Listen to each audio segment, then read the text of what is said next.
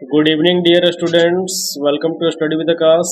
Study with Aakash में आपका स्वागत है। आज हम लोग सीबीएसई बोर्ड क्लास 5 के साइंस बुक का फर्स्ट चैप्टर पढ़ने वाले हैं, जिसका नेम है रिप्रोडक्शन इन प्लांट्स। रिप्रोडक्शन का मतलब होता है जनन या प्रजनन, और प्लांट्स का मतलब पौधा। तो हम लोग पौधों में जनन या प्रजनन के बारे में पढ़ने वाले हैं। साथ ही साथ हम लोग इसी में एनिमल्स के प्रजनन को भी पढ़ेंगे। दोनों टॉपिक एक ही वीडियो में कवर करेंगे, ठीक है। तो सबसे पहले हम लोग को जो कुछ पढ़ना है, रिप्रोडक्शन इन प्लांट्स, ठीक है, पौधों में प्रजनन के बारे में पढ़ेंगे। उसके बाद पढ़ेंगे डिस्पर्सल ऑफ सीड्स, यानी बीजों का जो प्रकीर्णन होता है, यानी बिखराव जो होता है वो कैसे होता है। तीसरा बिंदु है स्ट्रक्चर ऑफ ए सीड, यानी एक बीज का संरचना, एक बनावट जो है कैसा होता है। उसके बाद पढ़ेंगे एग्रीकल्चर ग्रोइंग क्रॉप्स, ठीक है, एग्रीकल्चर यानी कृषि के बारे में, कि कैसे किसान जो है वो फसल को उपजाता है। उसके बाद पढ़ेंगे जर्मिनेशन ऑफ सीड्स, बीजों का अंकुरन, ठीक है। जैसे हम लोग देखते हैं ना कि चना को फूलने देते हैं और अगले दिन जब देखते हैं तो उससे सफेद सफेद जो निकलता है, तो उस चीज के बारे में पढ़ेंगे कि बीजों का अंकुरन कैसे होता है। तो इसमें एक पहला क्वेश्चन दिया हुआ है कि what would happen if plants do not reproduce, ठीक है। पहला सवाल ये है कि अगर पौधे जो है प्रजनन या जनन नहीं करेंगे तो क्या होगा, ठीक है। पौधा जो है अपना बाल बच्चा जो है नहीं बढ़ाएगा, तब क्या होगा, सो बताओ।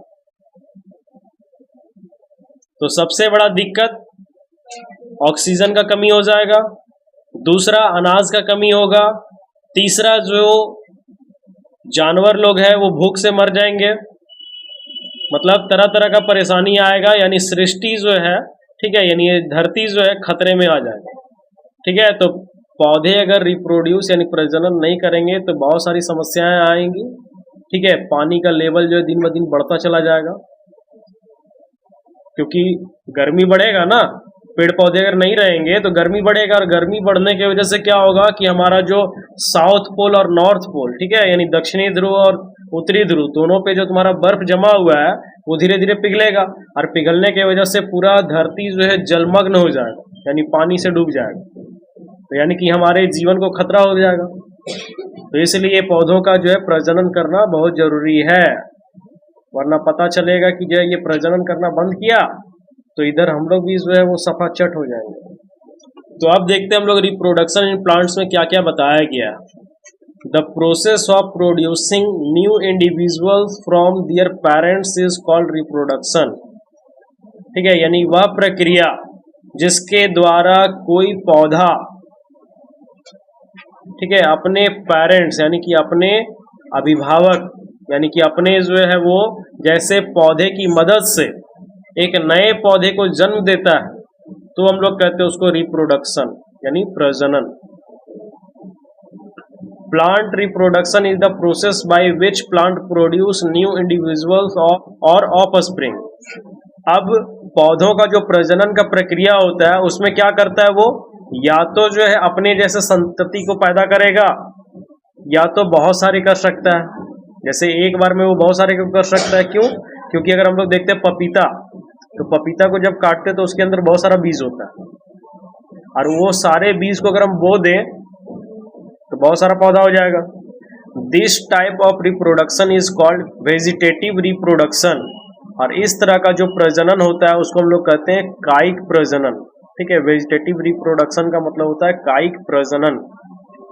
Let's see different modes of reproduction in plants. Plants produce in A number of ways. तो अब हम लोग देखेंगे कि पौधों में जो प्रजनन का प्रक्रिया है वो कितना सारा है। तो पौधों में प्रजनन का प्रक्रिया बहुत सारा है, एक एक करके सबको देखेंगे। सम रिप्रोड्यूस थ्रू सीड्स, सम थ्रू स्टीम्स और रूट्स etc। कुछ पौधे जो है बीजों से उत्पन्न होते हैं, अधिकतर जो है वो तुम्हारा बीज से होता है। कुछ जो है वो तने से होता है, और कुछ जो है जड़ से होता है। तो सबसे पहले हम लोग देखते हैं plants that grow from stems, यानी वैसे पौधे जो तने से जो है उत्पन्न हो सकते हैं, यानी अपना जनन कर सकते हैं। तो steam of plants like potato, onion, ginger can grow into new plants. अब कौन कौन सा पौधा का तना यूज करके हम लोग नए पौधे को उत्पन्न कर सकते हैं, जैसे कि तुम्हारा आलू। अगर आलू को देखा जाए तो आलू का बीज भी अगर हम देखते हैं ना तो वो आलू ही रहता है। ठीक है, आलू को जो रोपा जाता है तो छोटा आलू रहता है, उसको हम लोग लगा देते हैं, उसके बाद धीरे धीरे उससे बड़ा आलू हो जाता है, यानी कि उसमें पत्ता आ जाता है। तो पत्ता ऊपर आया लेकिन आलू जो अंदर रह गया तो वो क्या है, अंडरग्राउंड स्टीम। ठीक है, यानी कि वो मिट्टी के अंदर बढ़ने वाला तना है। उसके बाद अनियन, प्याज भी वैसे ही तना है, उसका पत्ता ऊपर रहता है और प्याज नीचे रहता है। जिंजर, अदरक जो होता है, तो अदरक का भी वही है, पत्ता ऊपर है और आदि जो है वो नीचे। तो इससे क्या हो सकता है कि एक नए पौधे को हम लोग उत्पन्न कर सकते हैं। दे have a small structures called birds on them. अगर कभी आलू को जो है उखाड़ा होगा बारी में, तो देखना कि जब उसको हम लोग निकालते हैं तो उसमें सफेद सफेद रंग का जो है रहता है कुछ, जिसको हम लोग बर्ड्स बोलते हैं, कली। ठीक है, आलू का उसको आंख भी बोल सकते हैं हम लोग। ठीक है, उसको आंख भी बोला जाता है। तो उसी में जो है वो छोटे छोटे बर्ड्स होते हैं, ठीक है, जिसको हम लोग कली कह सकते हैं। सच ए steam along with the bird can be cut and placed into soil from where new plants will grow। अब इसमें क्या करेंगे, तो इसी में से जो बर्ड निकला हुआ है, तो बर्ड सहित उस तने को काट करके या तो वैसे ही जो है उसको मिट्टी में अगर हम बो दें तो उससे एक नया पौधा जो है तैयार होकर के बड़ा हो जाएगा। ठीक है, नया पौधा उग जाएगा। आलू को देखा है ना, बस उसी से जो है हम लोग एक नया पौधा तैयार कर सकते हैं। अब जैसे यहाँ पे कुछ फोटो दिखा रहा है कि एक पौधे के तने को काटा गया, फूल का पौधा, और फिर उसको जो है लगा दिया गया। ठीक है, और वो कौन से पौधे को काटा है, गुलाब का। गुलाब का जो तना होता है अगर उसको हम काट करके मिट्टी में अगर रोप दे तो वापस जो है गुलाब का पौधा तैयार हो सकता है। ठीक है, तो इस तरह से हम लोग जो है स्टीम कटिंग करके जो है वो क्या कर सकते हैं, तो एक पौधे को यानी नए पौधे को तैयार कर सकते हैं। आगे है, soon the stem develops roots and branches and grows into a big plant. अब जल्द ही क्या होगा कि वो तना धीरे धीरे बड़ा होगा, जड़ में बदलेगा, जड़ से जो है उसमें फिर शाखा आएगा और धीरे धीरे जो है वो एक बड़ा पौधा बन जाएगा। Reproducing A new plant from the stem of a parent plant is called steam cutting. यानी कि पेरेंट प्लांट से, यानी कि जो मुख्य पौधा है उसमें से तने को काट करके एक नए पौधे का उत्पादन करना क्या कहलाता है, तो स्टीम कटिंग कहलाता है। ठीक है, याद रहेगा ना, स्टीम कटिंग यानी कि जो मुख्य पौधा है उसके तने को काट करके वापस उसको मिट्टी में लगा दो, और मिट्टी में लगाने के बाद जब उससे नया पौधा बनेगा तो हम उसको कहेंगे स्टीम कटिंग।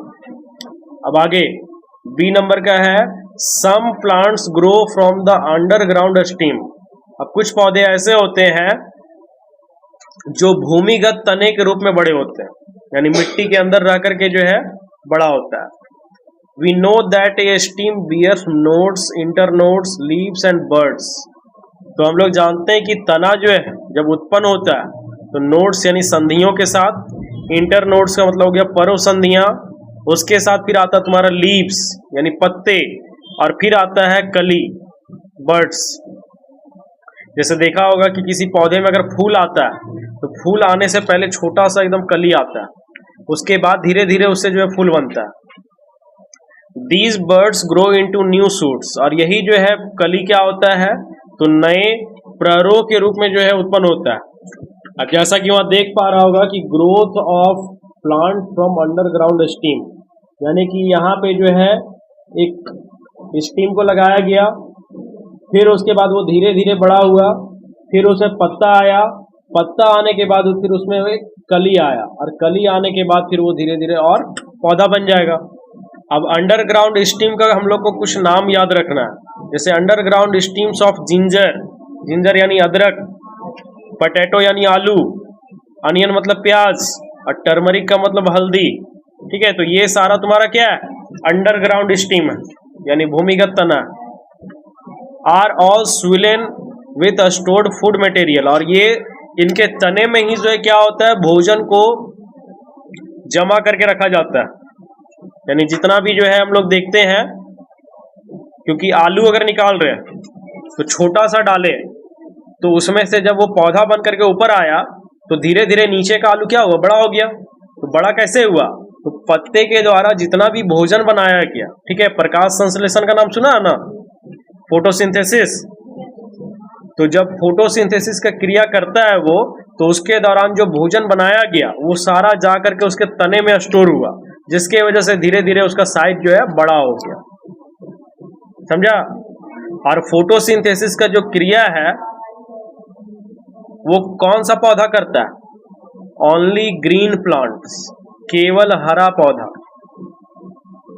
ठीक है। बाकी जो पौधा होता है जिसका पत्ता हरा नहीं होता है, तो वो कभी भी फोटोसिंथेसिस नहीं करता। यानी कि कहने का मतलब ये है कि अब हमको खाना बनाने नहीं आता और हमको कोई लगा दे खाना बनाने के लिए, तो क्या हम बना सकते हैं, नहीं बना पाएंगे। लेकिन जो एक्सपर्ट है वो तो बना लेगा। तो उसी तरह से यहाँ पे भी है कि जिस पत्ते का रंग हरा है सिर्फ वही भोजन बना सकता है, और जिस पत्ते का रंग हरा नहीं है वो भोजन नहीं बना सकता, वो दूसरे पर निर्भर है अपने भोजन के लिए। जैसे कि अभी हम लोग घर जाते हैं, मम्मी को बोलते हैं कि खाना परोसो, तो खाना बनाने का काम मम्मी कर रही है, हम लोग क्या कर रहे हैं, खाली खाने का काम कर रहे हैं। समझा।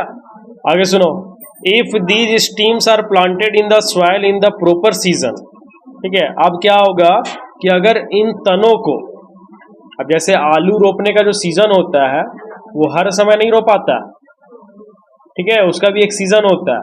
धान रोपने का भी एक सीजन है, यानी हर एक फसल का अपना अपना सीजन होता है, उसी अनुसार हम लोग उसको रोपते हैं।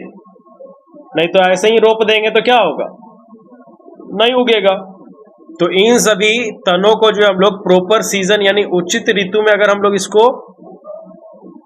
रोप दें, मिट्टी में लगा दें, तो ये क्या होगा, new plants are found to grow from these buds, और इन्हीं कली के द्वारा जो है क्या होगा, नया पौधा तैयार हो जाएगा।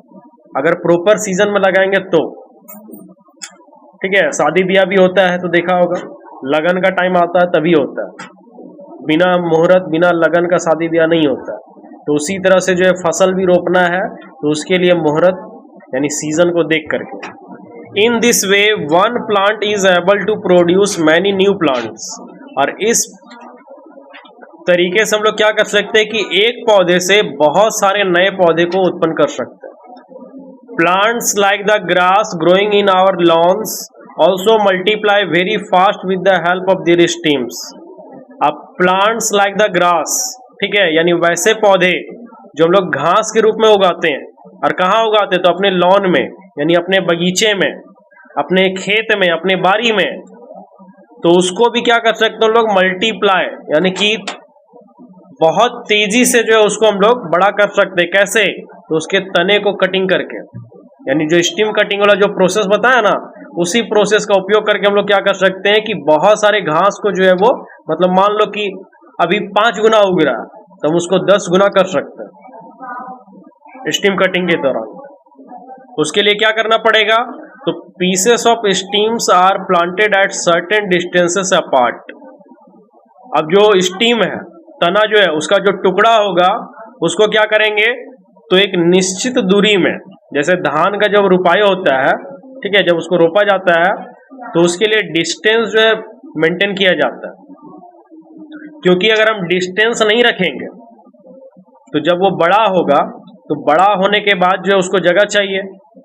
अब एक ही जगह पे सब पौधा रोप देंगे तो सब को जो है जितना पोषक तत्व तो मिलना चाहिए, जो भी हम खाद छिड़केंगे, उर्वरक छिड़केंगे, वो उस तक पहुंच नहीं पाएगा। एक ही पौधा जो है लूट लेगा। जैसे भीड़ में जो हम फेंक दिए कुछ भी, तो उतना सारा भीड़ में जो कौन उठाएगा, जिसके पास ज्यादा पावर होगा वही ना उठाएगा। लेकिन वही बोलेंगे कि कुछ यहाँ रहो, कुछ वहां रहो, कुछ वहां रहो, तो सबको जो है बराबर मिलेगा। तो इसलिए वहां पे एक निश्चित दूरी जो है रखना। And within a few days, ठीक है, कुछ ही दिनों में new branches come out from the buds and roots develop at the nodes.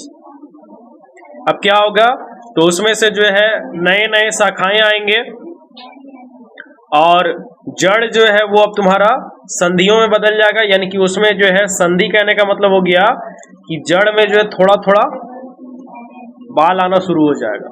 जैसे जड़ को हम लोग कबाड़ के देखे होंगे या पौधे को जब कबाड़ते हैं तो उसमें एक जड़ नहीं होता है, बहुत सारा होता है। किसी में जो है एक जड़ भी होता है ना, तो अगर वो लंबा है तो उसके आसपास बहुत सारा बाल होता है। ठीक है, आगे covering the whole part of the land, फिर वो धीरे धीरे क्या करेगा कि उस जमीन का जो है पूरा हिस्सा को वो कवर कर लेगा। जैसे छोटा पौधा लगाए, आम का ही पौधा लगाए एक तो उसमें क्या हुआ कि धीरे धीरे हम उसको पानी देते गए, फिर वो धीरे धीरे बड़ा हो गया। एक समय ऐसा है जब हम उसको पानी देना बंद कर दिए। क्यों? क्योंकि उसका जड़ जो है वो धीरे धीरे मिट्टी के गहराई में चला गया। अब जब मिट्टी के गहराई में चला गया तो खुद ब खुद अपना पोषण कर सकता है, हमको देने की जरूरत नहीं है। तो अब इसके आगे जो है सी नंबर का वेजिटेटिव प्रोपेगेशन बाय रूट्स।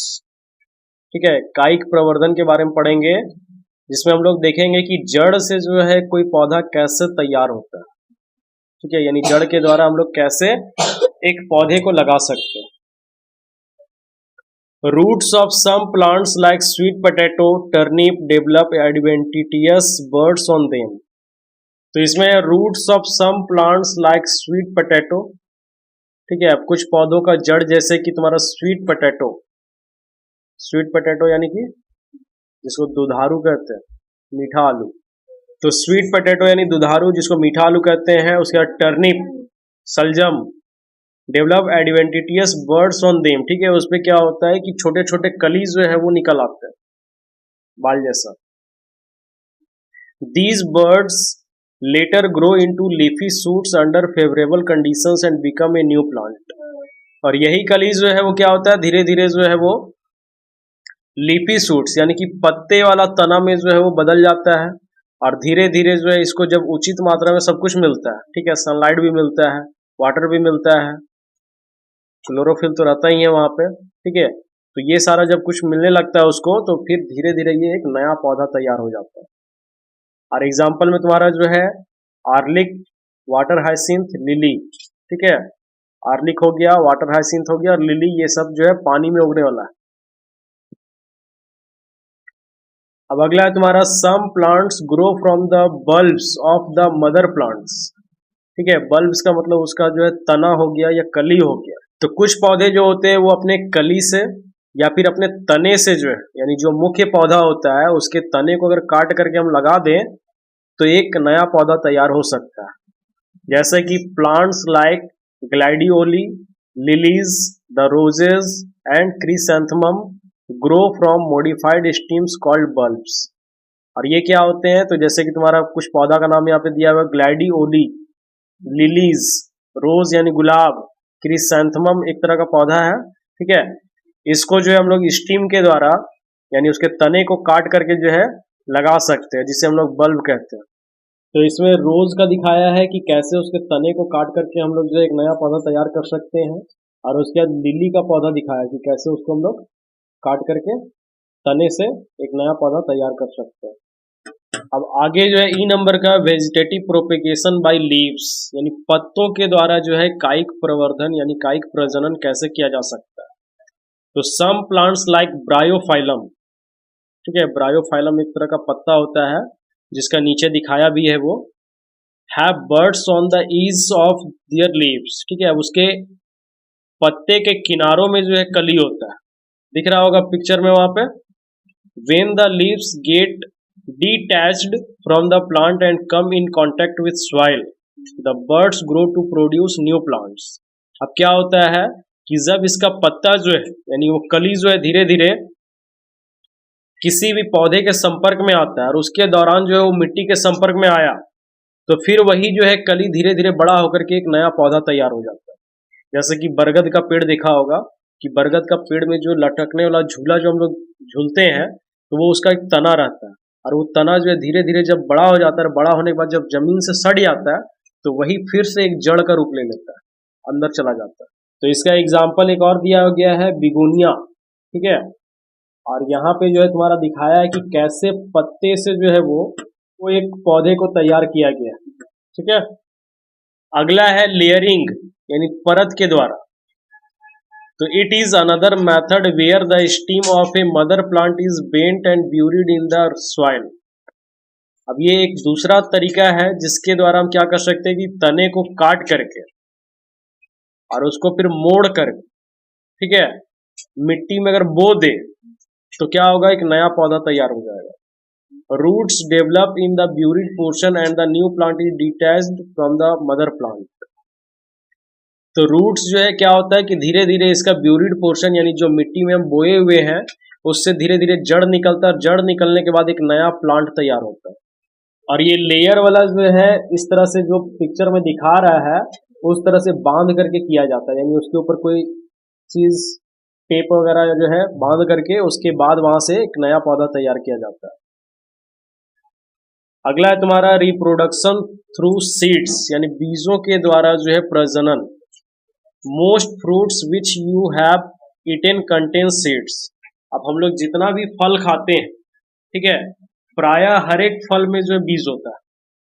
चाहे तुम सेब खाओ, चाहे आम खाओ, चाहे लीची खाओ, चाहे बेर खाओ, चाहे तुम पपीता खाओ, तो ये सारे चीजों में जो बीज पाया जाता है।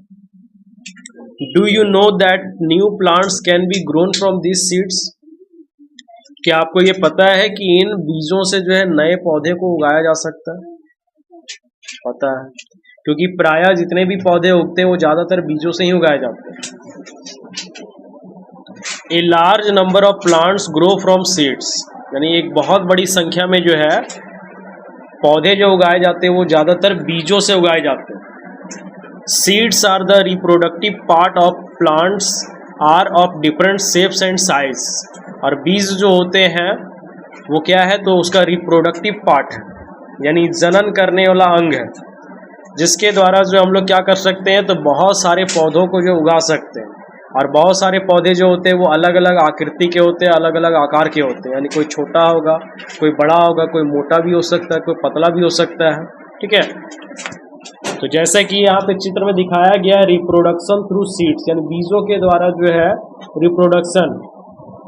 पहले एक फूल का पौधा है, फिर उस फूल से जो बीज निकला उसमें से जो है फिर एक पौधा तैयार किया गया, ठीक है। आगे है some fruits have only one seed. कुछ फल ऐसे होते हैं जिसमें केवल एक बीज पाए जाते हैं, जैसे आम हो गया, लीची हो गया, बेर हो गया, ठीक है, तो ये सब में एक एक बीज पाया जाता है। Some have a few seeds while others have many seeds.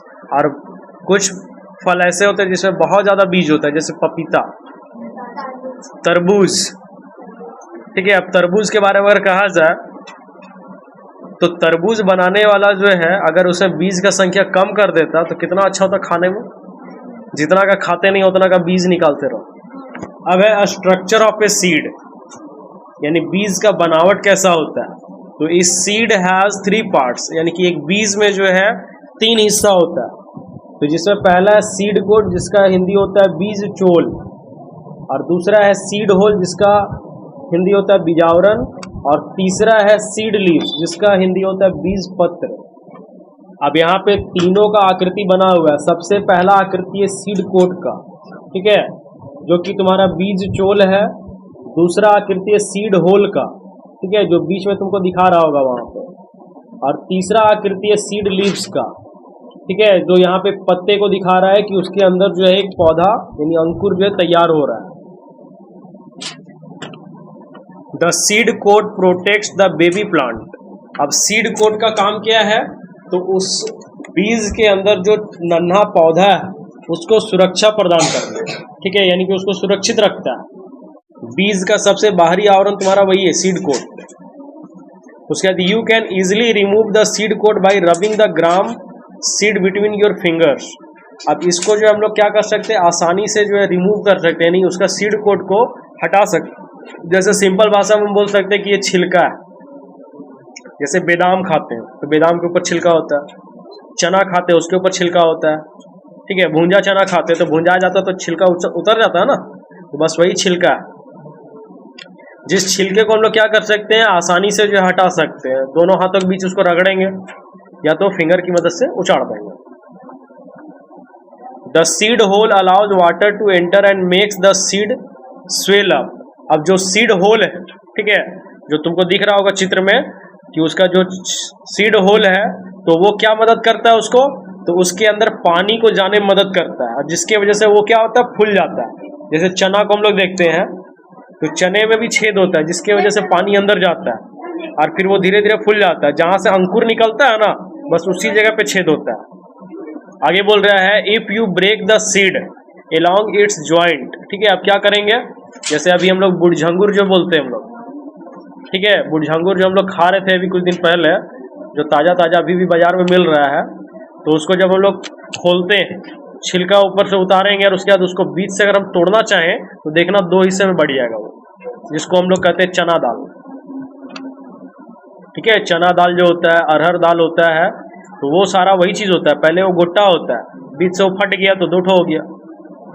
तो यहाँ पे भी वही चीज है कि if you break the seed along its joint, अगर हम जो है क्या करें कि बीज को उसके ज्वाइंट यानी जुड़े हुए हिस्से से जो है अगर हम उसको तोड़े, it will open into 2 halves, तब ये क्या हो जाएगा, 2 आधे आधे भाग में बढ़ जाएगा। जैसे चना बढ़ जाता है वैसे ही ये बीज भी बढ़ जाएगा।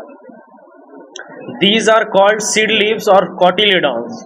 ठीक है, और इसी को हम लोग कहते हैं सीड लीव्स यानी बीज पत्र, या फिर कॉटिलिडॉन्स यानी अंकुर।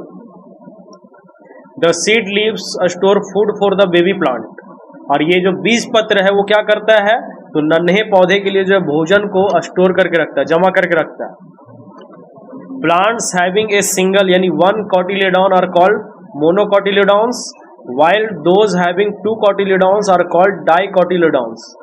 ठीक है, वैसा पौधा जिसमें एक बीजपत्र होता है उसको हम लोग कहते हैं मोनोकॉटिलेडॉन्स यानी कि एक बीजपत्री, और जिसमें 2 बीजपत्र होता है उसको हम लोग कहते हैं डाइकोटिलेडॉन्स यानी द्विबीजपत्री। ठीक है, याद रखना, अगर एक बीजपत्र पाया गया तो उसको एक बीजपत्री बोलेंगे, और अगर 2 पाया गया तो उसको द्विबीजपत्री कहेंगे। ठीक है, इंग्लिश में जो है एक बीजपत्री को मोनोकॉटिलेडॉन्स कहेंगे और द्विबीजपत्री को इंग्लिश में डाइकोटिलेडॉन्स कहेंगे। ठीक है, a seed will produce a baby plant और seedling only if it gets the right amount of water, air and sunlight. अब एक बीज से जो है एक नन्हा पौधा या एक नया जो है पौधा तैयार तभी हो सकता है जब उस बीज को उचित मात्रा में पानी मिलेगा, हवा मिलेगा और धूप मिलेगा। अगर ये तीनों में से किसी भी चीज का कमी होगा तो वो सही तरह से अंकुरित नहीं होगा, नया पौधा उससे कभी तैयार नहीं हो सकता। The small plant which grows from a seed is known as a seedling. बीज के द्वारा जो नन्हा सा पौधा तैयार होता है उसको हम लोग कहते हैं सीडलिंग, जिसको हिंदी में कहते हैं नवोद्भिद। नवोद्भिद यानी कि एक नया सा पौधा। The seedling gets its food from the cotyledons till it forms new green leaves. अब जो सीडलिंग है जो अभी अंकुरित हुआ है तो वो जो है अपना भोजन किससे प्राप्त करता है, तो वही एक बीजपत्री से, यानी कि जो बीजपत्र उसके अंदर होता है उसी से वो प्राप्त करता है। जब तक उस नए पौधे में जो है पत्ता नहीं आ जाता तब तक उसका भरण पोषण जो है वही करता है। जैसे माँ के पेट में जो है बच्चा जब रहता है तो वो भी इसी तरह से होता है, उसका भी भरण पोषण जो है माँ के द्वारा होता है। 9 महीने तक बच्चा पेट में रहता है, तब तक उसका भरण पोषण जो है वो माँ जो भी खाती है वो सारा कुछ उसके अंदर जाता है, उसी से उसका सारा पोषण होता है। जब वो बाहर आ जाता है तो देखता होगा उसका नाभि काट दिया जाता है। छोटे बच्चे को देखना जो नया नया पैदा होता है ना, तो उसका नाभि जो हम लोग का जो नाभि अभी घुस गया ना यहाँ, उसका नाभि थोड़ा सा निकला हुआ रहेगा आगे साइड में। और छठियारी तब होता है जब नभिया झर जाता है।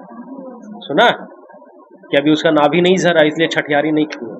नाभि झर जाएगा तो छठियारी हो जाएगा। तो बच्चा जब रहता है ना तो उसका जितना भी रहता है वही पाइप से सारा जो है उसका पोषण होता है। जर्मिनेशन का मतलब होता है अंकुरन, ठीक है, और सीड्स का मतलब बीज। तो बीजों का अंकुरन के बारे में देखेंगे हम लोग कि कैसे बीज अंकुरित होता है। Seeds germination is the process of growth and development of a seeds into a new plants। बीजों का अंकुरन जो एक प्रक्रिया है जिसके द्वारा जो है बीज से, ठीक है, एक नया पौधा तैयार होता है। और कैसा होता है तो उसका जो विकास होता है, ग्रोथ यानी कि वृद्धि होता है, वो काफी ज्यादा हेल्दी तरीके से होता है। ठीक है, बीजों का अंकुरन जो है वह प्रक्रिया है जिसके द्वारा बीज से एक बढ़िया मतलब अच्छा सा जो है पौधा वृद्धि करके तैयार होता है। This process starts when the seeds takes up water. और यह जो प्रक्रिया है कब शुरू होता है? जब हम बीजों को जो है पानी में रखते हैं, जैसे चने को फुलाते हैं, ठीक है, धीरे धीरे फिर उससे अंकुर निकलता है, तो वही है जर्मिनेशन ऑफ सीड्स। फिर उसी को तुम जो है मिट्टी में लगा दो तो फिर उससे वो चने का एक नया पौधा तैयार हो जाएगा। This activity is the metabolic process that allow the seeds to grow roots, stems and leaves. और यह जो प्रक्रिया है ये बीज को ये अनुमति देता है कि अब वो धीरे धीरे बड़ा होकर के क्या करे, अपने जड़ को विकसित करे, अपने तने को विकसित करे और साथ ही साथ अपने पत्ते को भी विकसित करे। समझ में आया? तो इस तरह से हम क्या कर सकते हैं कि किसी भी बीज का जो है अंकुरन कर सकते हैं। ठीक है, पहले उसको पानी में फुलाएंगे, पानी में फुलाने के बाद फिर उसको निकाल करके फिर उसको किसी भीगे हुए कपड़े में डाल देंगे जिससे वो अंकुरित हो जाएगा। और अंकुरित होने के बाद फिर उसको मिट्टी में लगा देंगे तो फिर उसमें से तुम्हारा जड़ आएगा, पत्ता आएगा, तना आएगा, फिर धीरे धीरे उसका फूल और फल भी आएगा। अब आगे बता रहा है only healthy seeds can germinate. ठीक है, केवल जो स्वस्थ बीज है वही अंकुरित हो सकता है। अब खराब बीज कभी अंकुरित नहीं होगा।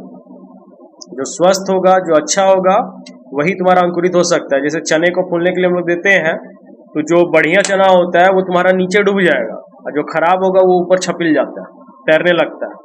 ठीक है, तो इससे पता चल जाता है कि वो खराब है। अंडे में भी देखेगा तो ऐसा ही होता है, अगर खराब अंडा होगा तो पानी में तैरने लगेगा और अगर बढ़िया अंडा होगा तो वो पानी में डूब जाएगा। लेकिन तुम लोग के पास खराब अंडा अभी तक आया नहीं होगा, इसलिए पता नहीं होगा। तो आगे बता रहा है सीड्स विच आर यंग। ठीक है, बीज जो अभी यंग है, यंग का मतलब युवा, जवान है। ठीक है, light and not healthy can not germinate. यानी seeds which are young, light and not healthy can not germinate. यानी कि बीज जो तुम्हारा जो युवा है, लाइट यानी हल्का है, ठीक है, और हेल्दी नहीं है, ठीक है, स्वस्थ नहीं है, तो वो जर्मिनेट नहीं हो सकता, अंकुरित नहीं हो सकता। Old seeds stored for several years may not be able to germinate. और बहुत पुराना अगर तुम्हारा बीज होगा, ठीक है, जिसको सालों साल जो है रखा हुआ है, तो वो बीज भी तुम्हारा जर्मिनेट नहीं हो सकता, अंकुरित नहीं हो सकता। यानी बीज भी तुम्हारा नया और बहुत ज्यादा पुराना नहीं होना चाहिए। अगर बहुत ज्यादा पुराना होगा तो खराब हो जाएगा।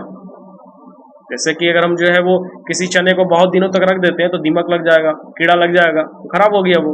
तो इसलिए यहाँ ध्यान रखना कि यंग, लाइट और नॉट हेल्दी। यंग है, लाइट है, लेकिन हेल्दी नहीं है तो वो अंकुरित नहीं होगा। और दूसरा, बहुत सालों से रखा हुआ है तो भी वो अंकुरित नहीं हो सकता। Seeds which are wrinkled and defective can not germinate. अब जो बीज में रिंकल पड़ गया, ठीक है, रिंकल कहने का मतलब होता है कि झुर्रियां पड़ जाना, यानी दाग धब्बा पड़ जाएगा उसमें। जैसे इंसान में झुर्री पड़ता है, ठीक है, क्या होता है कि ये चमड़ा जो है धीरे धीरे नीचे झुल जाता है। बूढ़ा लोग का देखना कि ये झुला हुआ रहेगा। अभी हम लोग का टाइट है ना, तो हम लोग खूबसूरत लग रहे हैं, लेकिन बूढ़ा लोग जो है वो थोड़ा सा झुल जाता है, ये लड़क जाएगा इससे, तो कुछ अलग दिखेगा वो। तो उसी तरह से जो बीजों में अगर झुर्रियां आ जाए, यानी कि अगर दाग धब्बा हो जाए, खराब हो जाए या फिर डिफेक्टिव हो जाए, यानी किसी काम का नहीं है वो, ठीक है, तो वैसा बीज जो है कभी भी अंकुरित नहीं होगा, उससे कभी भी कोई नया पौधा तैयार नहीं हो सकेगा। Seeds damaged by insect, rodents and fungi have holes and are eaten up. अब वैसा बीज जो कीड़े के द्वारा खराब हो गया, ठीक है, कोई कीड़ा खा गया उसको, या कीड़ा लग गया, या फिर rodents, ठीक है, चूहा वगैरह जो होता है वो खा गया, या फिर फंजाई, फफूंद लग गया, ठीक है, फफूंद एक तरह का होता है सफेद रंग का, अगर वो लग गया या उसमें किसी तरह से छेद हो गया, या फिर कोई जो है कीड़ा वगैरह खा गया, दे कैन नॉट जर्मिनेट, तब वो जो है क्या होगा, अंकुरित नहीं होगा। यानी ये सब बताया जा रहा है कि कौन सा बीज तुम्हारा अंकुरित हो सकता है और कौन सा नहीं हो सकता है। केवल हेल्दी यानी अच्छा बीज ही जो है अंकुरित होकर के एक नया पौधा बना सकता है। खराब बीज कभी नहीं। समझ रहा है? Only seeds that have life and are healthy will be able to germinate. यानी केवल वही बीज जो है अंकुरित हो सकता है जो स्वस्थ है, जिसके अंदर जीवन है। ठीक है, जीवन होने का मतलब ये है कि जो खराब नहीं है, अच्छा है, जिसको कोई कीड़ा नहीं खाया, जिसको सालों साल तक रखा नहीं गया है, वैसा बीज ही केवल क्या हो सकता है, जर्मिनेट हो सकता है, यानी अंकुरित हो सकता है और एक नया पौधा तैयार कर सकता है। समझा? खराब बीज को लगा के जो है ना अपना टाइम पास नहीं करना। जैसे खेती करेगा और बोलेगा ला दुकानदार जितना तेरे पास साल भर में रखा हुआ सब दे दो तुमको, उसके बाद तुम जाकर रोपने के लिए एको नहीं लगेगा। तो इसलिए नया और ताजा बीज चाहिए। अब अगला है stages in the germination of seeds. अब बीजों के अंकुरन का जो अवस्था है, ठीक है, कितने स्टेज में वो चलता है, वो चीज हमको देखना है। तो पहला है at the time of germination. ठीक है, बीजों के अंकुरन के समय में a seed first absorbs water. एक बीज जो है सबसे पहले क्या करता है, तो पानी को अवशोषित करता है। ठीक है, इसका एग्जांपल तुम लोग चने को ही ले लो। चने को जब रखा जाता है पानी में तो सबसे पहले उस पानी को वो सोखता है और सोख करके क्या हो जाता है, फूल जाता है। फूलता है ना? तो पहला स्टेज उसका यही है कि पानी को सोखना। As a result of this it swells up. ठीक है, और इसका नतीजा ये होता है कि वो फूल जाता है। ये ना होता है जब पानी वो अवशोषित कर लिया तो वो फूल जाएगा। Owing to the swelling of the seed coat ruptures and a tiny root comes out through the small hole. अब फिर इसके बाद क्या होता है कि जब वो पानी से फूल गया उसके बाद उस पानी को जो है फेंक दो। उसके बाद उसको किसी कपड़े में लपेट करके रख दो। उसके बाद क्या होता है कि उसमें से छोटा सा जो है जड़ निकलता है, जिसको हम लोग कहते हैं अंकुर। ठीक है, उस छेद से जो है जहां से वो पानी पिया उसी छेद से जो एक छोटा सा सफेद रंग का निकलेगा, जिसको हम कहते हैं अंकुर। वही उसका जड़ होता है। It soon elongates and grows downwards. धीरे धीरे फिर क्या होगा, ये बढ़ते जाएगा और ये नीचे की ओर लंबा होते जाएगा। इन द मीन टाइम, उसी समय क्या होगा, the tiny shoot grows upwards. फिर जो है वो उलट करके अब ऊपर की ओर आने लगेगा। The seed leaves cotyledons are 2 in case of bean, neem, tamarind and pea and 1 in case of paddy and maize. अब जो है जो बीज का जो पत्ता होता है, ठीक है, कॉटिलेडॉन्स का मतलब बताए थे एक बीज पत्री। ठीक है, तो एक बीज पत्र जो है किसमें होता है, तुम्हारा बीन हो गया, ठीक है, सीम का जो होता है, नीम हो गया, टैमरिंड यानी कि तुम्हारा इमली हो गया, और पी यानी मटर। तो इस केस में जो तुम्हारा एक बीज पत्र होता है, और दूसरे में तुम्हारा पैडी यानी कि तुम्हारा धान, और दूसरा मेज यानी मक्का। This tiny plant with seed leaves is called a seedling. और जब इसमें अंकुर आना शुरू हो जाता है तो इस तरह के पत्ते वाले बीज को हम लोग कहते हैं सीडलिंग। ठीक है, नवोद्भिद यानी नया पौधा तैयार होगा उससे।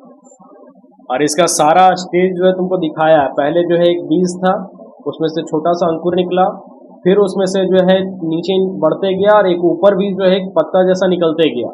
उसके बाद फिर जो है नीचे उसका जड़ तैयार होते गया और फिर ऊपर जो है पत्ता आते गया, फिर नीचे जड़ और ज्यादा फैलते गया, फिर ऊपर जो है पत्ता का संख्या और धीरे धीरे बढ़ते गया। अब धीरे धीरे क्या होगा, यही एक पौधा तैयार हो जाएगा। The seedling begins to prepare its own food with the appearance of first foliage leaves and the seed leaves begin to winter wither away। अब जो सीडलिंग होता है यानी जो नया पौधा भी तैयार हुआ वो अपना भोजन खुद बनाता है। धीरे धीरे फिर इसका जो है पत्ता और बढ़ते जाता है, उसके बाद फिर ये भोजन बनाना अपने से शुरू कर देता है।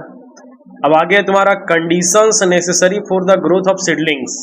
अब एक नया पौधा जो तैयार हो रहा है तो उसको धीरे धीरे बड़े होने के लिए कौन कौन सा स्थिति जो है जरूरी है, क्या क्या चीज उसको चाहिए जिससे वो धीरे धीरे और भी बड़ा हो सकता है।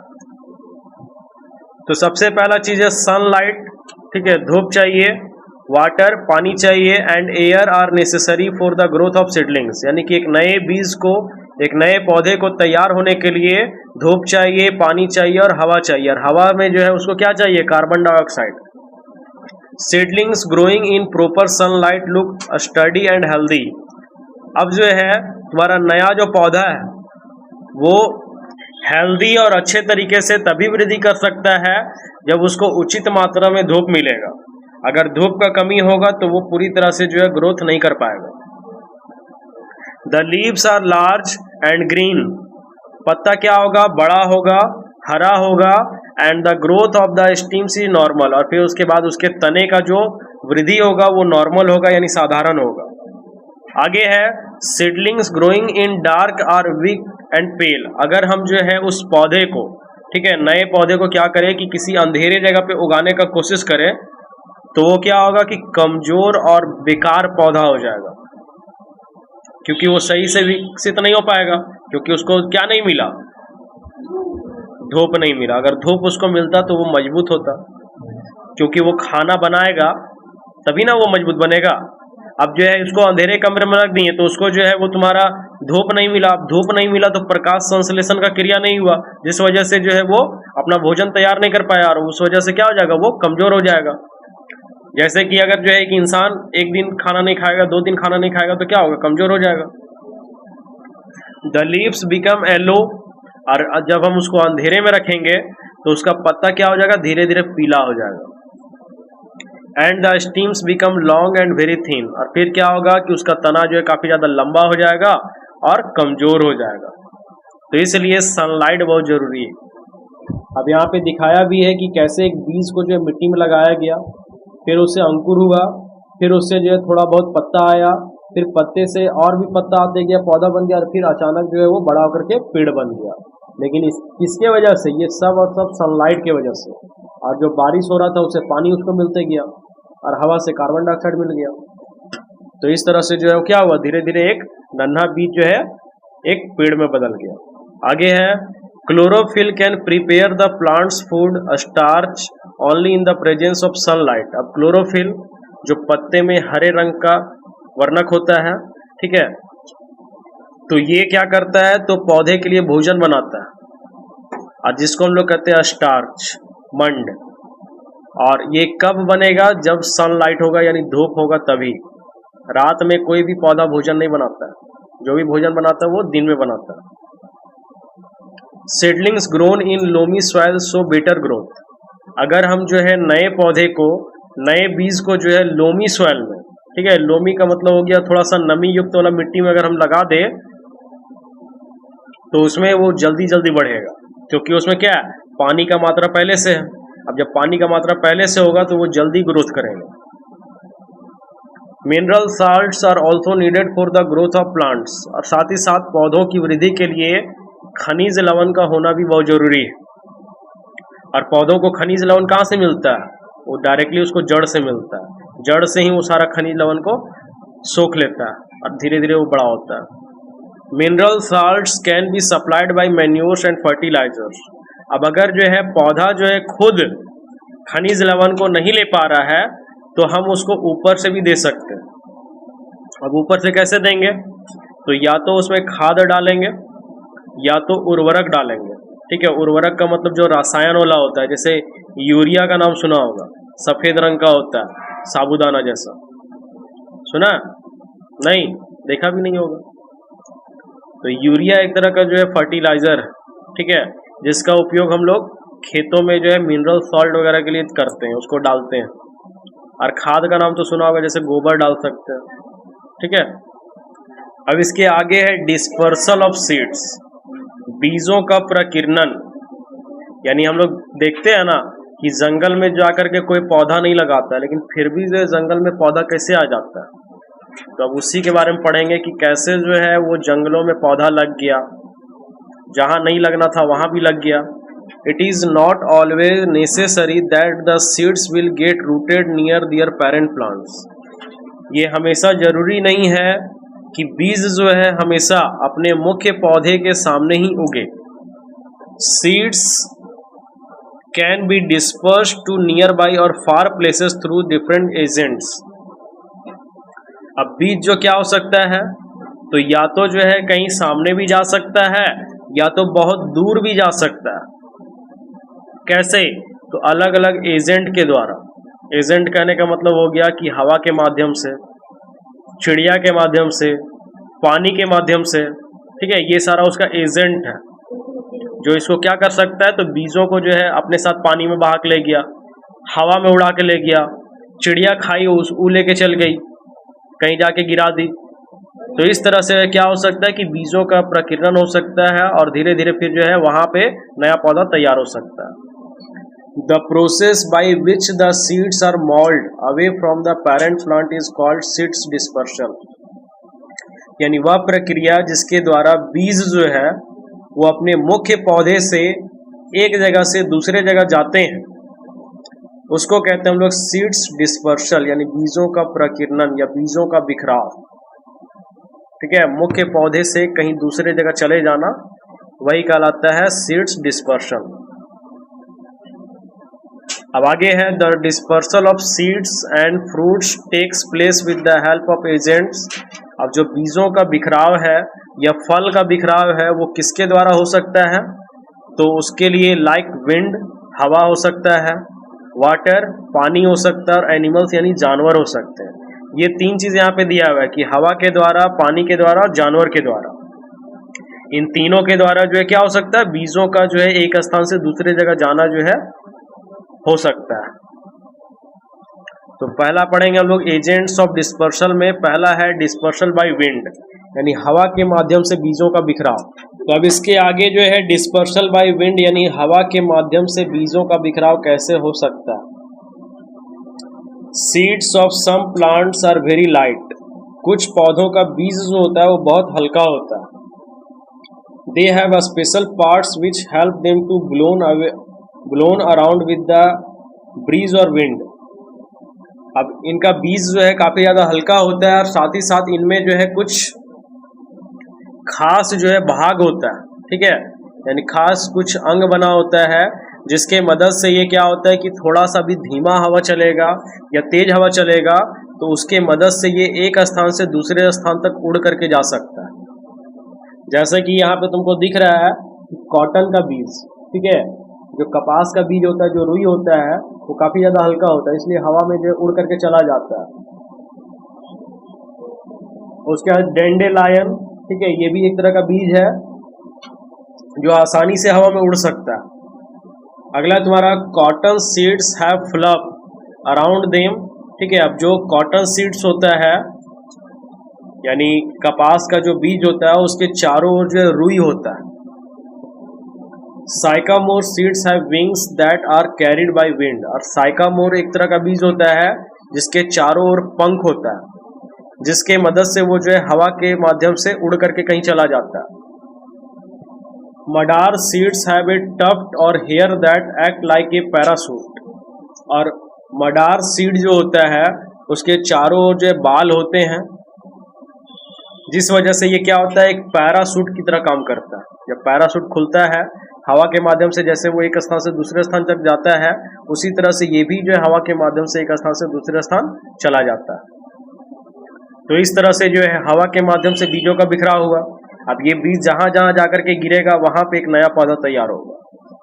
कभी कभी देखा भी होगा कि रुई उड़ करके जो है आता है गोल सा एकदम हवा में आते हुए, देखा है कभी? हाँ, उड़ करके गोल सा एकदम आएगा। Yes sir.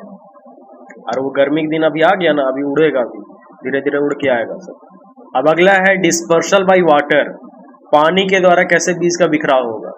तो in plants like lotus and coconut, ठीक है, पौधों में अगर देखा जाए जैसे कि तुम्हारा लोटस कमल हो गया, कोकोनट यानी नारियल, the dispersal of seeds and fruit takes place with the help of water, और इसी के द्वारा क्या होगा, बीजों का प्रकीर्णन होगा और ये फल जो है पानी में गिरेंगे और उसके बाद मदद से जो है तैर करके वो पार हो जाएगा। जैसे नारियल को देखा होगा कि पानी में तैरता है, कमल भी जो है पानी में तैरता है। The fruits and seeds of such plant develop floating devices which enable them in floating to long distances. अब जो है इस तरह का जो फल होता है या बीज होता है तो इनमें एक तरह का खास तैरने वाला जो है वो सिस्टम होता है। जैसे कमल का अगर देखें तो कमल का जो है नीचे एक पत्ता होता है जिसकी वजह से वो तैर करके कहीं जा सकता है। नारियल तो ऐसे ही तैरता है, क्यों? क्योंकि उसके ऊपर जो चोकला ठीक है, उसके ऊपर जो चोकला लगा हुआ रहता है वो उसको मदद करता है पानी में तैरने में, और ये काफी ज्यादा दूर तक जा सकता है, यानी जितना दूर तक पानी उसको बहा करके ले जा सकता है। अब जहाँ पे वो रुक जाएगा वहां पे फिर पता चलेगा एक नारियल का पेड़ उग गया, एक कमल का पौधा उग गया। फॉर एग्जाम्पल, उदाहरण के लिए, the fruit of coconut has a fibrous wall which keep it floating in water. ठीक है, अब जो नारियल का जो फल होता है उसके चारों ओर क्या होता है, रेसा होता है। ठीक है, जिसको हम लोग चोकला बोल रहे हैं ना, वो रेसा होता है। वो रेसा क्या करता है, उसको पानी में बहुत दूर तक जो है तैरा करके ले जा सकता है। ठीक है, अभी हरिद्वार चल जाओ, बनारस चल जाओ, तो वहां पे जो है नारियल लोग पानी में जब डुबाता है ना, तो कुछ लोग उसको निकालने के लिए जो है बैठा रहता है वहां पे, एक तरह का औजार बना लेता है और उस औजार से जो है पानी में से ही नारियल को उठा लेता है, और वही नारियल फिर जा करके वापस मंदिर में चढ़ता है, उसको बेच देता है। किसी व्यक्ति के पास बेच दिया, पैसा कमा लिया, फिर वो नारियल बहाएगा कोई, फिर उठाएगा, फिर उसी तरह प्रोसेस चलते जा रहा है। अब इसके आगे है डिस्पर्सल बाय एनिमल्स, जानवरों के द्वारा प्रकीर्णन। Some seeds like cocklebur have spines और हुक्स। अब कुछ बीज जैसे कॉकलबर, ठीक है, इसमें क्या होता है कि स्पाइन्स यानी कांटे होते हैं और हुक जैसा संरचना होता है। ठीक है, वो हुक जैसा संरचना तुम लोग को दिख रहा होगा वहां पे, जहां पे तुम्हारा गिलहरी बैठी है उसके बगल में ही है वो, तोता के बगल में नहीं, गिलहरी जहां है वहां पे। हाँ, हुक जैसा संरचना होता है ऐसे करके। These seeds stick to the bodies of animals and birds। ये क्या होता है कि ये बीज हुक जैसा संरचना होने की वजह से, ठीक है, हुक जैसा संरचना होने की वजह से जानवरों के शरीर से जो है चिपक जाता है, लटक जाता है, या फिर पक्षियों के शरीर में लटक जाता है।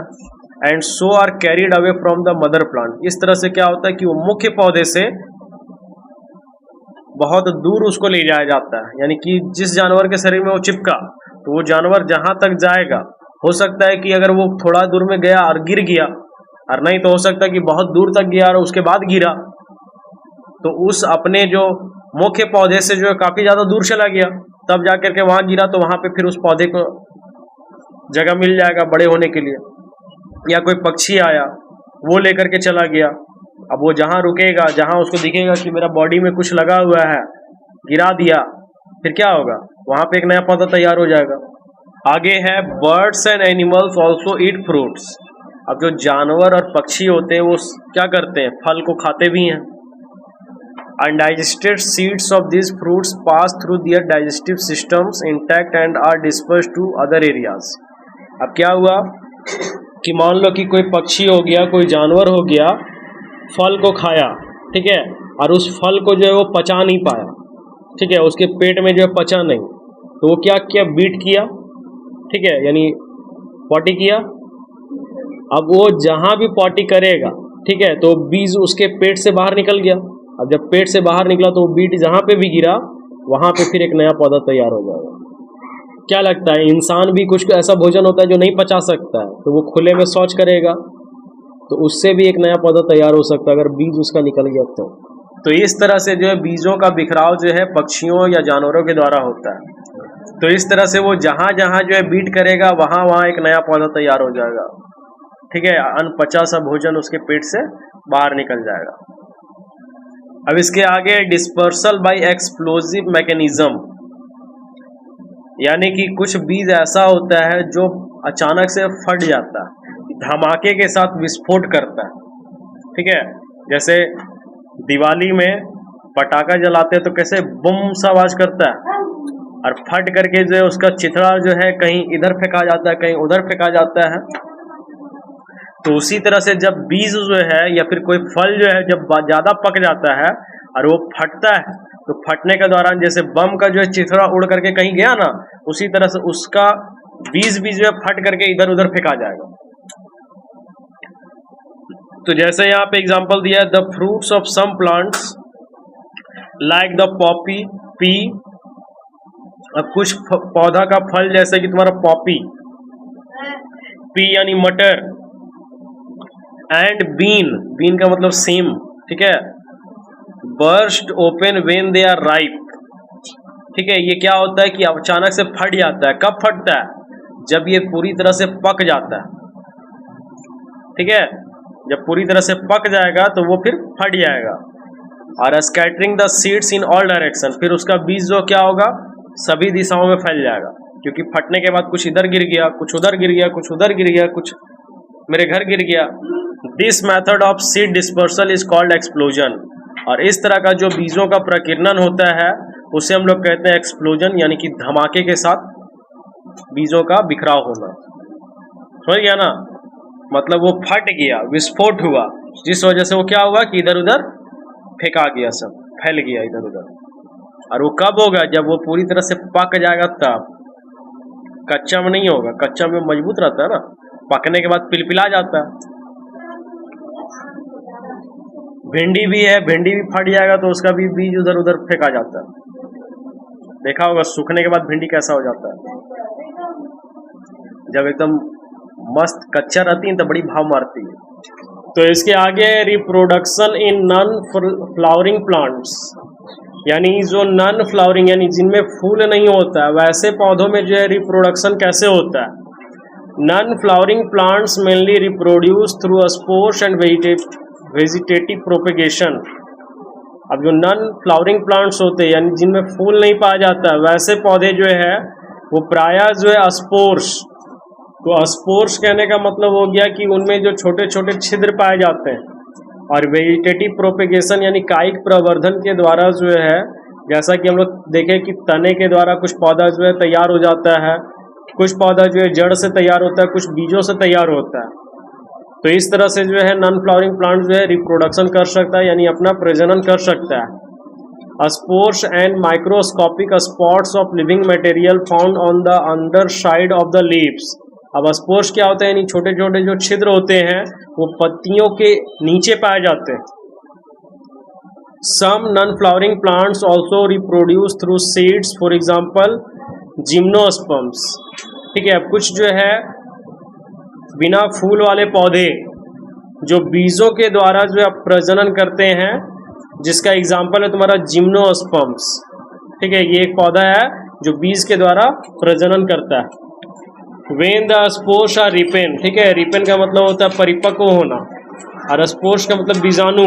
तो जब बीजाणु जो है परिपक्व हो जाते हैं, the spore sac ruptures and liberates spores.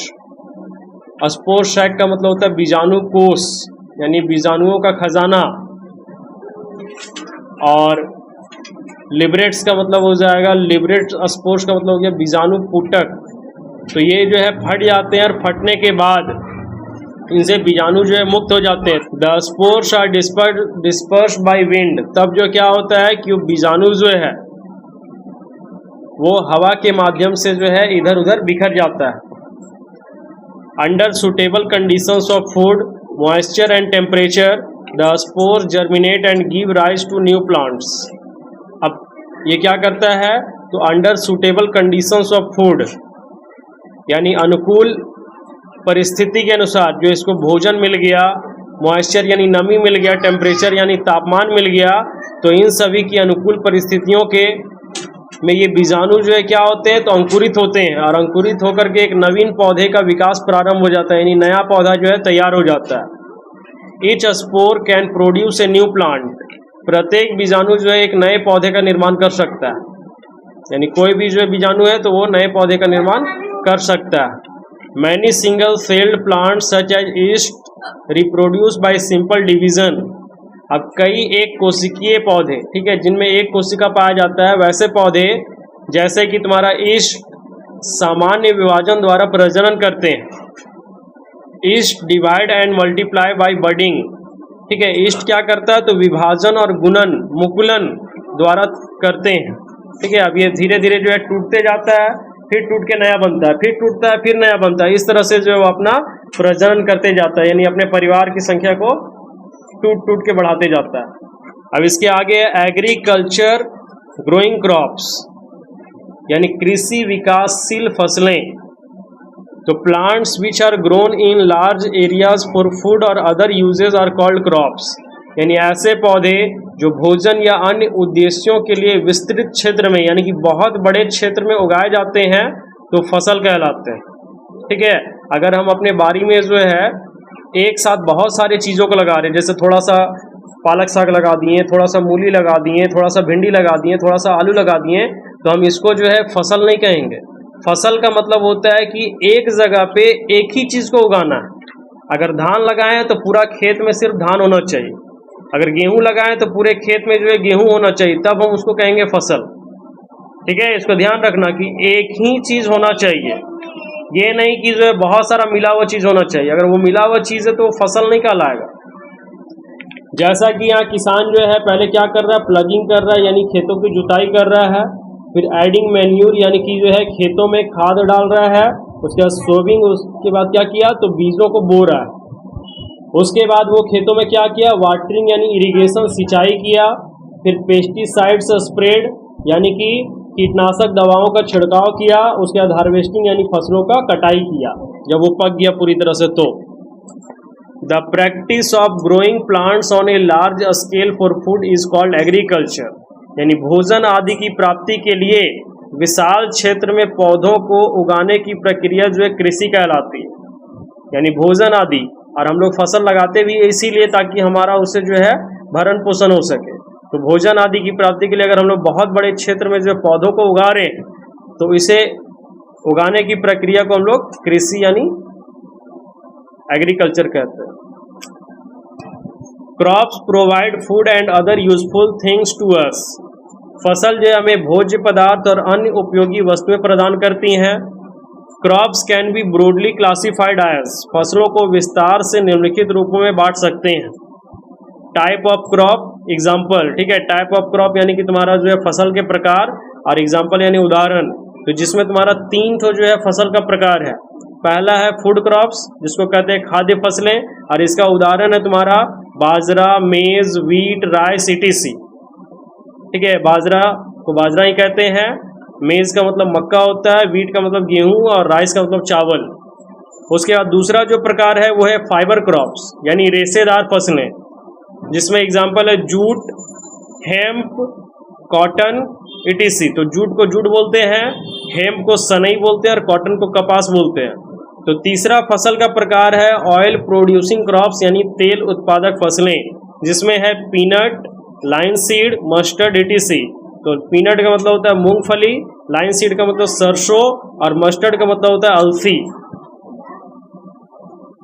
All crops need water, sunshine, air and good soil to grow well, but different crops grow well under different conditions.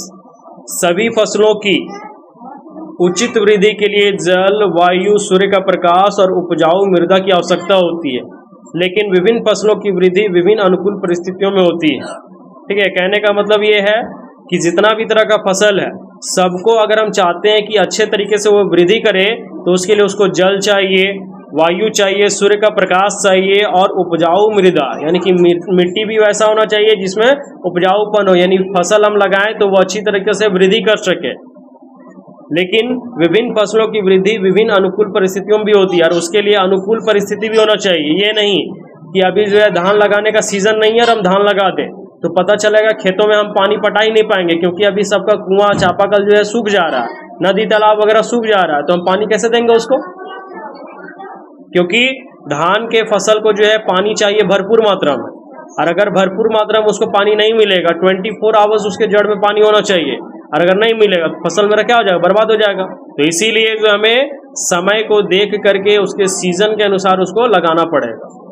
A particular crop में grow well in one season and may not grow that well in another season. अब एक विशेष फसल की एक मौसम में अच्छी वृद्धि होती है लेकिन दूसरे मौसम में अच्छी वृद्धि नहीं होती है। अगर जो है मौसम उसके अनुकूल नहीं रहा तो वृद्धि नहीं होगा, और अगर मौसम जो है अनुकूल है तो बहुत अच्छा वृद्धि होगा। Wheat grows well in cold weather. अब गेहूं की फसल की ठंडे मौसम में अच्छी वृद्धि होती है। ठीक है, गेहूं को जो है ठंडे के मौसम में लगाया जाता है, जिससे क्या होता है, अच्छा वृद्धि होता है। Rice grows well in hot weather and also requires lots of water. और चावल की फसल जो है गर्मी में अच्छी होती है और इसे पर्याप्त मात्रा में जल की आवश्यकता होती है। Bajra and maize require less water. और बाजरा और मकई का जो फसल होता है उसको बहुत कम मात्रा में पानी चाहिए। In India we have 2 main crops during the year. भारत में वर्ष में 2 फसलें मुख्य होती हैं। Kharif crops are those that are sown in the monsoon season and are also known as monsoon crops, यानी गर्मी की फसलें, ठीक है, खरीफ की फसलें कहलाती हैं। अब जैसे जो गर्मी में बोया जाएगा तो उसको हम लोग कहते हैं खरीफ फसल, और साथ ही साथ ये मानसून पर भी निर्भर होता है, इसलिए हम लोग इसको मानसूनी फसल भी कह सकते हैं। एग्जाम्पल राइस, मेज, माइलेट, रागी etc। अब एग्जाम्पल में तुम्हारा माइलेट राइस हो गया, चावल हो गया, मेज मकई हो गया, माइलेट ज्वार या बाजरा हो सकता है, रागी, ठीक है। तो ये सभी जो है खरीफ क्रॉप्स जो कब उगाए जाते हैं, तो ये गर्मी के दिनों में उगाए जाते हैं जब मानसून आने का होता है। अब यहाँ पे समर वेजिटेबल दिया हुआ है, गर्मी के दिनों में जो उगते हैं सब्जियां, जैसे बैगन है, खीरा है, भिंडी है, पटल है। और समर फ्रूट्स यानी कि गर्मी के दिनों में खाए जाने वाला फल तुम्हारा केला हो गया, अंगूर हो गया, ठीक है, तरबूज हो गया, और भी तरह तरह का फल है। These vegetables grow best in summer, यानी कि ये सभी जो है गर्मी के दिनों में अच्छे से उगते हैं। और these fruits grow best in summer, और ये गर्मी के दिनों में अच्छे से उगते हैं। अब rabi crops are also known as winter crops, ठीक है। रबी की फसलें को जो हम लोग विंटर क्रॉप्स यानी कि तुम्हारा ठंडे के दिनों में उगाए जाने वाला फसल भी कहते हैं, जाड़े की फसल। These are the crop that are sown at the beginning of the winter season, और ये फसल जो है शीत ऋतु के शुरुआत में ही लगाए जाते हैं। एग्जाम्पल वीट, ओट्स, ग्राम, मस्टर्ड, लाइन सीड, ठीक है। अब जैसे वीट गेहूं हो गया, ओट्स, ठीक है, ओट यानी कि एक तरह का फसल है, उसका ग्राम चना हो गया, मस्टर्ड, सरसों, लाइन सीड यानी अलसी। अब विंटर वेजिटेबल दिया हुआ है, ठंडे के दिनों में उगने वाला सब्जी। फिर विंटर फ्रूट्स है। In hilly areas people grow crops by cutting steps in the mountains. अब पहाड़ी क्षेत्रों में लोग जो है पहाड़ियों पर सीढ़ियां काटकर फसल उगाते हैं, ठीक है। जैसा पिक्चर में दिख रहा होगा कि उन लोग सीढ़ी नुमा खेती करता है। This is known as step farming, ठीक है। इसको हम लोग जो है सोपानवत खेती या फिर सीढ़ी नुमा खेती कहते हैं। Tea and coffee grow best in fields where water is not allowed to collect. और चाय और कॉफी की फसल उन क्षेत्रों में अच्छी होती है जहां पानी एकत्र नहीं होता, यानी जमा नहीं होता है। और यहाँ सीढ़ी नुमा बनाने का कारण क्या है कि अगर हम सबसे ऊपर वाले खेत में जो सिंचाई करते हैं तो उसके दौरान जो है पानी गिरते गिरते गिरते गिरते सारे खेतों में पहुंच जाएगा, यानी एक जगह पानी डालो तो पूरे खेत में पहुंच जाएगा। तो सीढ़ी नुमा खेती का यही लाभ है। This is why they are grown in the hilly slopes of Assam, Darjeeling and Nilgiris. यही कारण है कि ये फसलें असम, दार्जिलिंग और नीलगिरी के पहाड़ी ढालों पर उगाई जाती हैं, ठीक है। इसीलिए जो यहाँ पे सीढ़ी नुमा खेती ज्यादा किया जाता है और पहाड़ी वाला क्षेत्र में ज्यादा होता है। तो इस तरह से ये चैप्टर कंप्लीट होता है। अगर आपको मेरी वीडियो अच्छी लगती है तो अपने दोस्तों के साथ शेयर करें, लाइक करें, कमेंट करें, और चैनल पे नए हैं तो चैनल को जल्दी से सब्सक्राइब करें। साथ ही बेल आइकन को प्रेस करना ना भूलें, क्योंकि रोज मैं आपके लिए इसी तरह से नई नई वीडियोस लाता रहता हूँ। धन्यवाद।